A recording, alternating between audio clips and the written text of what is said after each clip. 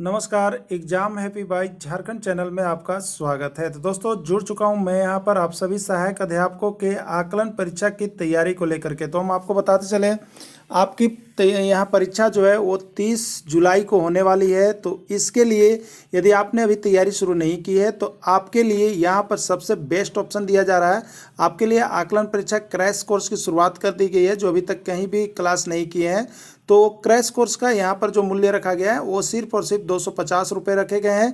लेकिन यदि आप कंप्लीट तैयारी करना चाहते हैं तो उसके लिए यहाँ पर जो है आपको 400 रुपये रखे गए हैं।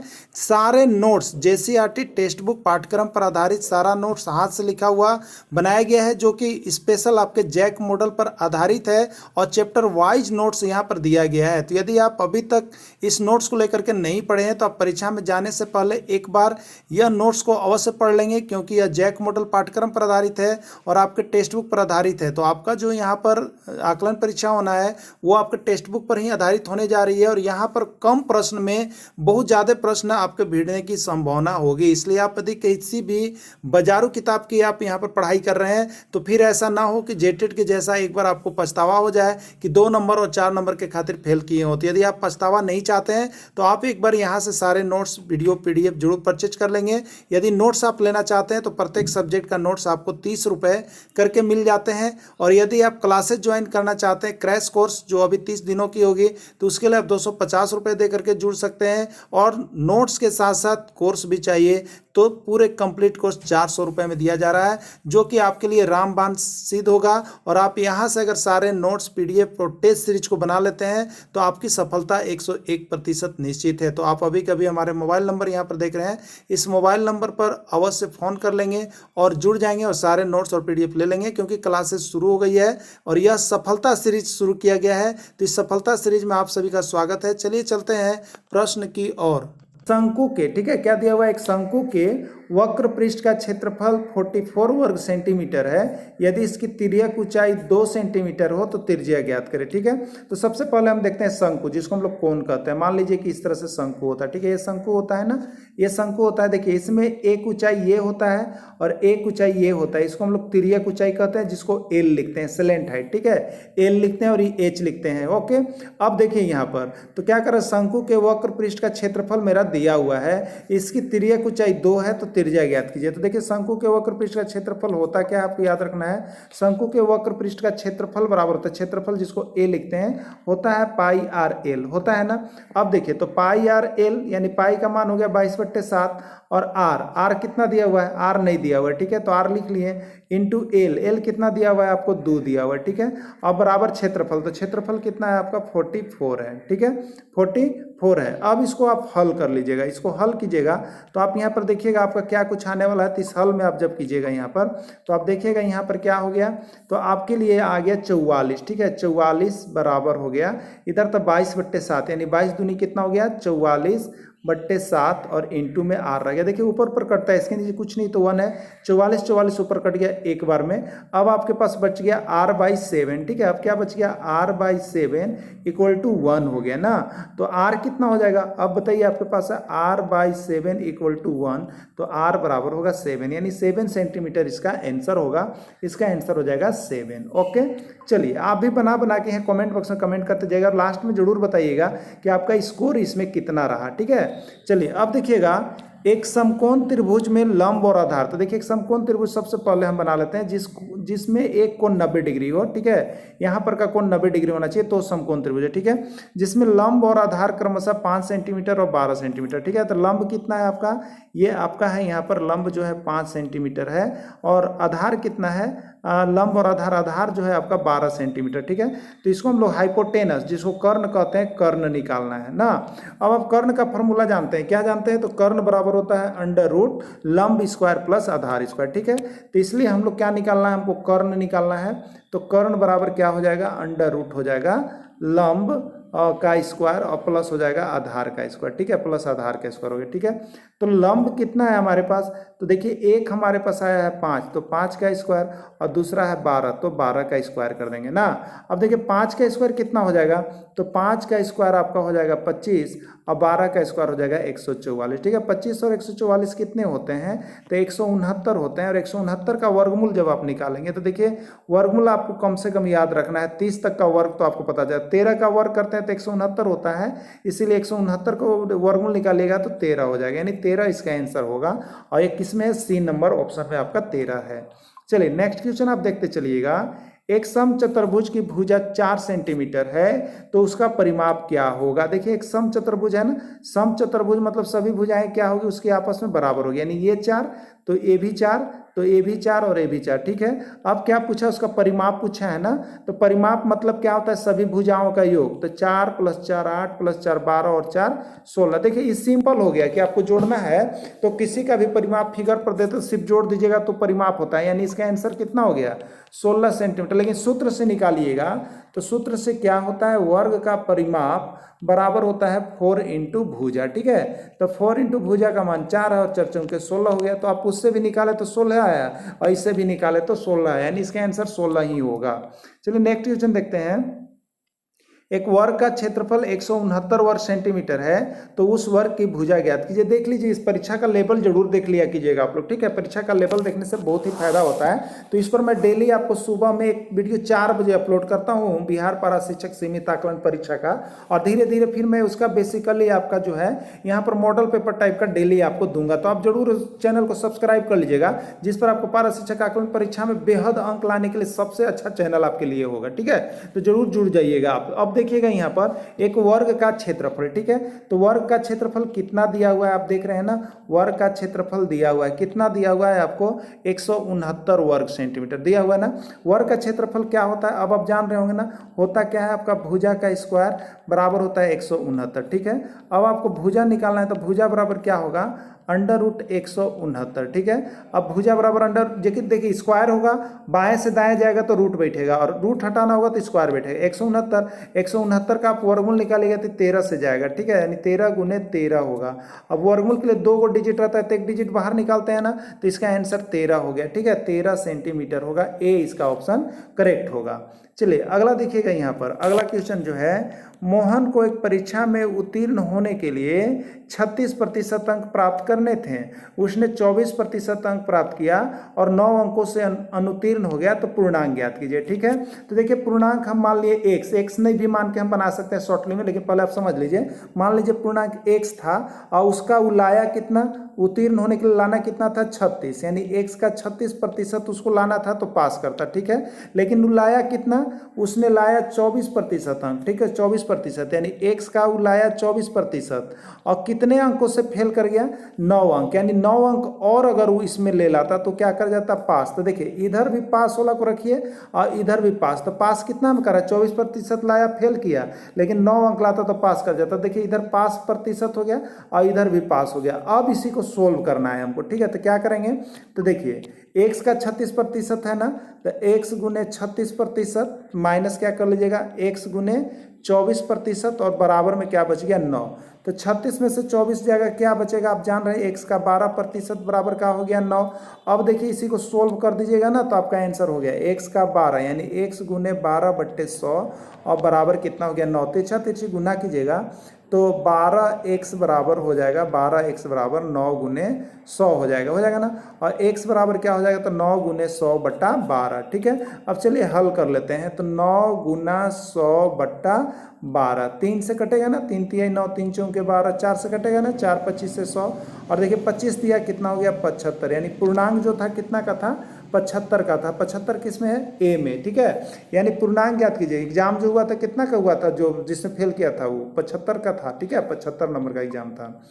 अगला देखिएगा, वह छोटी से छोटी संख्या ज्ञात करें, वह छोटी से छोटी संख्या ज्ञात करो जिसका 10, 15, 20 से भाग देने पर प्रत्येक दशा में 9 शेष बचे। दोस्तों मैं आपको बता दूं, देखिए इस तरह का प्रश्न जो रहता है ना, बहुत इजी होते हैं लेकिन थोड़ा सा भारी लगते हैं देखने में। कुछ नहीं है, ये बहुत MBVI है, इसको जितना भी आप कम कहिए ना उतना ही कम है, मतलब बहुत बार ये प्रश्न चाहे आप किसी में जाइएगा देता है। तो देखिए छोटी से छोटी संख्या मतलब आप क्या कीजिएगा, 10, 15 और 20 का एलसीएम निकाल लीजिएगा। ठीक है, क्या कर लीजिएगा, एलसीएम निकाल लीजिएगा।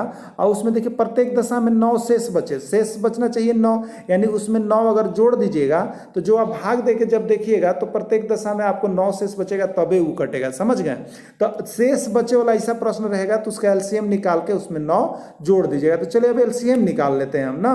तो 10, 15 और 20 का एलसीएम क्या होगा एक बार देख लेते हैं। ठीक है, हम लोग 2 से आप दीजिएगा तो कितना हो जाएगा, 2 पचे 10, और यहाँ पर क्या हो जाएगा 15, और यहाँ पर क्या हो जाएगा 10 हो जाएगा ना। अब आप दीजिएगा किससे, तो यहाँ पर आप दे सकते हैं 5 से। ठीक है, 5 से दीजिएगा तो 5 एकम 5, 5 तिया 15 और 5 दुए 10 हो गया ना। यानी 2 पचे 10, 10 तिया 30, 30 दूनी 60 हो गया, एलसीएम 60 हो गया ना। तो देखिए हम आपको क्या बोले थे, 10, 15, 20 का एलसीएम, तो एलसीएम 60 हो गया, एलसीएम 60 हो गया।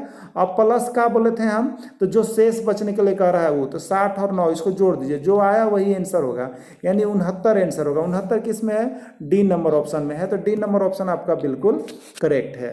चलिए अगला देखिएगा आप, दोष का क्षेत्रफल ज्ञात करें जिसके आधार तथा शीर्ष लंब क्रम से 7 सेंटीमीटर तथा 10 सेंटीमीटर है। ठीक है, तो देखिए त्रिभुज का क्षेत्रफल बराबर क्या होता है, 1/2 गुने आधार गुने शीर्ष लंब। ठीक है, तो 1/2 गुने आधार, आधार कितना है आपका, तो 7 सेंटीमीटर है, और शीर्ष लंब कितना है 10 है। ठीक है, तो अब इसको काट लीजिएगा, तो 2 पच्चे 10 और 7 पच्चे 35, 35 किस में दिया है, ए में, तो 35 वर्ग सेंटीमीटर इसका आंसर हो जाएगा। देखिए छोटा छोटा फॉर्मूला को अब आप लोग जरूर याद करने लगे, क्योंकि एग्जाम में जो है ना, जितने अच्छा एक ही बार में पास कर जाइएगा उतना ही अच्छा रहेगा। समझ गए? चलिए अगला देखिएगा, एक वृत्त की परिमाप 88 सेंटीमीटर है, तो वृत्त की त्रिज्या ज्ञात करें। एकदम देखिए सिंपल सिंपल आता है ना। एक वृत्त का परिमाप, ठीक है, वृत्त का परिमाप, वृत्त होता है ना, वृत्त, ये चारों तरफ से घिरे हुए क्षेत्र को हम क्या कहेंगे, परिमाप कहेंगे, या इसी को क्या कहेंगे, परिधि कहेंगे। तो बहुत कंफ्यूज करता है, क्या कहता है कि परिमाप ज्ञात कीजिए, बताइए, परिधि नहीं कहता है। तो परिधि परिमाप एक है, अलग अलग आप लोग मत सोचिएगा। समझ गए? अब देखिए एक वृत्त का परिमाप, तब फार्मूला चलिए। ठीक है, अब फार्मूला चलिए, तो कह रहा है वृत्त का परिमाप आपको दे दिए हैं, कितना दे दिए हैं, 88 दे दिए हैं। ठीक है, वृत्त का परिमाप या परिधि सूत्र क्या होता है, तो 2 पाई आर बराबर कितना हो गया, बताइए, 88 हो गया ना। अब 2 पाई आर, तो 2 पाई का मान हो गया 22/7 और इंटू आर, आर हो गया बराबर 88 हो गया ना। देखिए ऊपर ऊपर कट जाता है, ऊपर ऊपर ना, तो 2 से एक बार में 2 से एक बार में कटेगा 44 बार में। ठीक है, और ये 22 से कै बार में कटेगा, तो 2 बार में ना, तो 22 दूनी 44 हो गया, 2 बार में कट गया। यानी आपके पास बचा क्या, तो आपके पास बच गया है, देखिए r/7 = 2। अब इसके नीचे 1 है, तिरछा तिरछी गुना कर दीजिएगा, तो r बराबर 2 × 7 यानी 14 सेंटीमीटर, यही होगा आंसर। 14 किस में है, सी में है, यही हो गया आपका आंसर। ओके, चलिए अगला देखिएगा। अब आप यहाँ पर एक प्राकृत संख्या और उसके व्युत्क्रम का गुणनफल क्या होगा, बहुत ही अच्छी बात है। देखिए कोई प्राकृत संख्या आप ले लीजिए, जिसे 10 ले लीजिए। ठीक है, और इसका व्युत्क्रम माने उल्टा, तो क्या होगा, 1/10 होगा। अब इसका गुणनफल क्या होगा, एक प्राकृत संख्या और उसका व्युत्क्रम, तो मान लीजिए प्राकृत संख्या 10 लिए हैं और उसका व्युत्क्रम कितना होगा, उल्टा 1/10, इसको गुना कीजिएगा तो 10 गुने 1/10 यानी कट जाएगा, तो क्या बचेगा, 1 बचेगा। हमेशा उसका आंसर क्या होगा, 1 होगा। चलिए और एक इसी में आप देख लीजिएगा, मान लीजिए 5 लिए, उसका व्युत्क्रम क्या होगा, 1/5, तो इसका गुणनफल क्या होगा, मतलब गुना कीजिएगा तो 1 बार यानी 1 इसका आंसर हो जाएगा। ओके, चलिए अगला देखिएगा, यहाँ पर लगातार 21 संख्याओं का औसत क्या होगा, लगातार 21 संख्याओं का औसत क्या होगा। देखिए औसत बराबर क्या होता है, तो आप लोग सभी जानते हैं, कुल संख्या यानी 1 + 2 + 3 + ... 21 तक, और बट्टा में क्या हो जाएगा, 21 हो जाएगा। यही होता है ना, औसत निकालते हैं हम लोग जब जोड़ते हैं तब। लेकिन इतना बड़ा काम नहीं करेंगे, जब बड़ा से बड़ा क्वेश्चन तो क्या करेंगे, तो देखिए यहाँ पर आप इस तरह से कीजिएगा, 1 है, 2 है, 3 है, 4 है। आप देखिएगा कि इसमें अंतर जो 3 4 तक है वो सेम है कि नहीं है। तो 1 से 2 में कितना का अंतर, 1 का, 2 से 3 में 1 का, 3 से 4 में 1 का, अंतर सेम आ रहा है ना। तो जब अंतर सेम आ रहा होगा तो आप कैसे कीजिएगा, ठीक है। तो 1 से लेकर के कहां, 21 तक, लगातार 21 तक का संख्या, ठीक है। तो 1 से लेकर 21 तक है, तो आप क्या कीजिएगा, पहला वाला डिजिट लीजिएगा और लास्ट वाला डिजिट लीजिएगा, और बट्टा में देखिए 1 और 1 2 को डिजिट लिए तो बट्टा में 2 कर दीजिएगा, वही आपका आंसर हो जाएगा, ठीक है। तो इसी का औसत बोल रहा था ना, 1 + 2 + 3 + ... +21 तक, इसी का औसत बोल रहा था ना। इसका औसत आप क्या कीजिएगा, पहला वाला लीजिएगा और लास्ट वाला लीजिएगा, तो 1 + 21 और बट्टा में 2 को डिजिट लिए तो 2 कर दिएगा, ठीक है। तो 22/2 यानी कितना हो जाएगा आपका 11 हो जाएगा, यही आपके आंसर हो जाएंगे। ओके, चलिए अगला देखिएगा आप यहाँ पर एक वृत्त की त्रिज्या 7 सेंटीमीटर है, एक वृत्त की त्रिज्या 7 सेंटीमीटर है, उस वृत्त की परिधि ज्ञात करें। चलिए अब यह है वृत्त की परिधि। वृत्त की परिधि क्या होता है आप सभी जानते हैं ना, वृत्त की परिधि बराबर होता है 2πr, ठीक है। यहाँ पर देखिए एक वृत्त है, इसकी त्रिज्या दिया हुआ है, कितना दिया हुआ है 7 सेंटीमीटर दिया हुआ है। ओके, तो वृत्त की परिधि 2πr है ना, तो 2πr तो 2 × 22/7 × r हो गया, यहाँ पर 7 हो गया ना। अब देखिए 7 से 7 ऊपर नीचे कटेगा कि नहीं कटेगा, 22 दूनी कितना हो गया 44, यानी 44 सेंटीमीटर, यही आपका आंसर होगा, यानी सी इसका आंसर होगा। ओके, चलिए आप भी बना रहे होंगे और बना करके जरूर हमारे कमेंट बॉक्स में कमेंट कीजिए। 18 को कौन सी संख्या से गुना करें कि वह पूर्ण वर्ग बन जाए। 18 को कौन सी संख्या से गुना करें कि वह पूर्ण वर्ग बन जाए। देखिए अगर पूर्ण वर्ग का बात आता है तो आप 18 को सबसे पहले तोड़ दीजिए, ठीक है, 2 से 9, 3 से 3। देखिए अब इसको आप जोड़ा बनाइएगा तो 2 × 3 × 3, तो देखिए पूर्ण वर्ग होने के लिए जोड़ा में डिजिट होना चाहिए, तो 3 जो डिजिट है वो जोड़ा में है लेकिन 2 सिंगल है, तो यही 2 से जब आप गुना करेंगे ना तो यह पूर्ण वर्ग हो जाएगा, समझ गए। तो वह डिजिट कौन सी है, वह संख्या कौन सी है जिसे गुना करें, तो वह संख्या 2 है, हमेशा जोड़ा में होना चाहिए, ठीक है। वह संख्या 2 है जिससे पूर्ण वर्ग हो जाएगा, तो 2 कहाँ है, ए में है, तो ए इसका आंसर हो जाएगा। अगला देखिएगा आप यहाँ पर 108 में किससे गुना करें कि वह पूर्ण घन बन जाए। 108 में, ठीक है, तो 108 को आप तोड़ दीजिएगा, ठीक है, घन बनाने के लिए तोड़िएगा, तो 2 से कितना हो जाएगा 54, अब कितना हो जाएगा 2 से 27, अब कितना हो जाएगा 3 से 9, अब कितना हो जाएगा 3 से 3, ठीक है। तो 108 को जब आप तोड़े तो यहाँ देखिए क्या आया आपके 108 बराबर आया ना, क्या आया, तो 2 × 2 × 3 × 3 × 3 आया, यही आया ना। तो 3 क्या है, देखिए ट्रिपल में घन है, यहाँ घन की बात हो रहा है, तो घन के लिए एक अंक 3 बार होना चाहिए, तो 3 जो अंक है वो 3 बार हो गया, लेकिन 2 कै बार हो रहा है, 2 बार, तो एक और 2 चाहिए ना आपको, तब ना 3 बार होगा। तो घन के लिए एक ही अंक 3 बार होना चाहिए, तो ये 3 कब होगा, जब एगो 2 दीजिएगा। तो कौन सी संख्या से गुना करेंगे, तो 2 से गुना करेंगे तो वह पूर्ण घन होगा, क्योंकि 108 को जब आप तोड़े तो 3 बार आ रहा है, लेकिन 2 बार आ रहा है, तो एगो 2 चाहिए, तो 2 आंसर होगा इसका। ओके, चलिए अगला देखिएगा। इसी तरह से बहुत ही आपके क्वेश्चन है, सारे क्वेश्चन को मैं आपके लिए लेते आऊँगा यहाँ पर, तो आप सभी बस बने हुए रहिएगा। और डेली सुबह 4 बजे आपको यहाँ पर वीडियो मिल जाएगा, तो जिसको जैसा समय होगा आप सभी जरूर देख लीजिएगा ना। और यहाँ पर आपका धीरे धीरे आपका क्लास भी चालू कर दिया जाएगा और डेली आपको प्रीमियर दिया जाएगा। तो आप लोगों को कितने बजे प्रीमियर चाहिए जरूर हमें बताइएगा, ठीक है। देखिए यहाँ पर 3, x और 7 का औसत 15, ठीक है। तो औसत बराबर क्या होता है, सभी संख्याओं का योग, ठीक है। तो औसत कितना दिया हुआ है आपको, औसत दिया हुआ है 15 दिया हुआ है ना। और इसका औसत आप कैसे निकालिएगा, तो 3 + x + 7 और 3 को संख्या है ना, तो बट्टा 3, अब बराबर में क्या हो जाएगा, औसत 15 है, ठीक है। यहाँ पर क्या है, औसत 3x और 7 का औसत जो है वो 15 है, ठीक है। तो 15 है, तो यहाँ पर कितना हो गया आपका, तो 15 हो गया। ओके, ठीक है।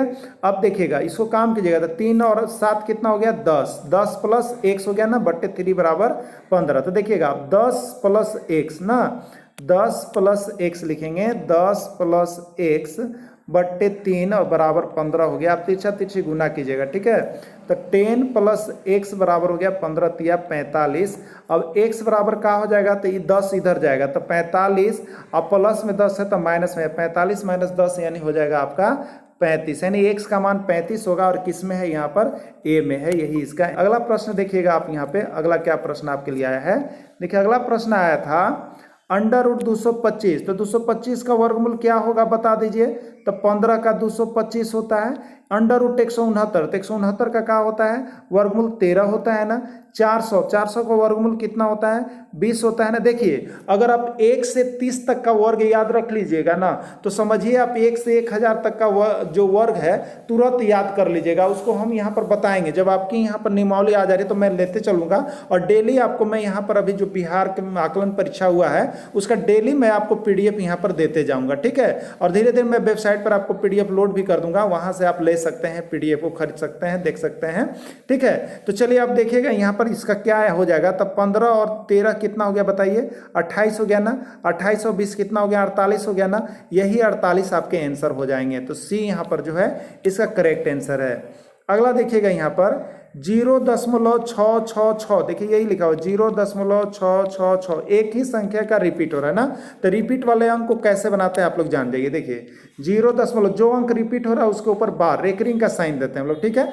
अब रेकरिंग कैसे हटाते हैं, क्योंकि भिन्न में बनाना ही तो दशमलव में है, तो देखिए क्या करते हैं, ये 6 है ना दशमलव के बाद, तो ये 6 को ले लीजिए, ठीक है। अब बट्टा एक अंक के ऊपर रेकरिंग है ना, एक अंक के ऊपर रेकरिंग का सीन है, एक ही अंक है, तो 1 और 9 नीचे उतारिएगा, ठीक है। तो 6/9 इसी को हल कर दीजिएगा तो आपको कितना आएगा बताइए, 3 आएगा, ठीक है। 6/9 इसमें ऑप्शन नहीं है ना, तो 3 आएगा। तो 3 दूनी के 6 और 3 तिये के 9, यानी 2/3 आता है, तो 2/3 इसका आंसर हो जाएगा। ओके, और ऐसा रेकरिंग वाला जानने के लिए हम आपको क्लास में ले चलेंगे जिसमें रेकरिंग के प्रश्न आप पलक झपकते उसका जवाब दीजिएगा, एकदम कंफर्म रहिए आप लोग ना। अब देखिएगा यहाँ पर दिया है √144 का मान कितना हो गया 12, √400 का मान कितना हो गया, तो आप जान रहे हैं 20, और √6400 का मान कितना हो गया, तो 64 किसका वर्ग होता है 8 का, और 100 है तो 80 हो गया, ठीक है। अब यहाँ पर आप क्या कर लीजिएगा, गुना कर लीजिएगा ना। तो 8 दूनी 12 दूनी कितना हो गया 24, ठीक है, और 24 गुने 8 कर लीजिएगा, 24 गुने 8, तो देखिए क्या होगा 8 चौके 32, 8 दूनी 16 और 3 19, 192 हुआ ना। 192 और क्या 0 1 0 1 0 2 0, यानी 192 पर 2 0 आएगा, यही आपका हो गया आंसर। ओके, चलिए अगला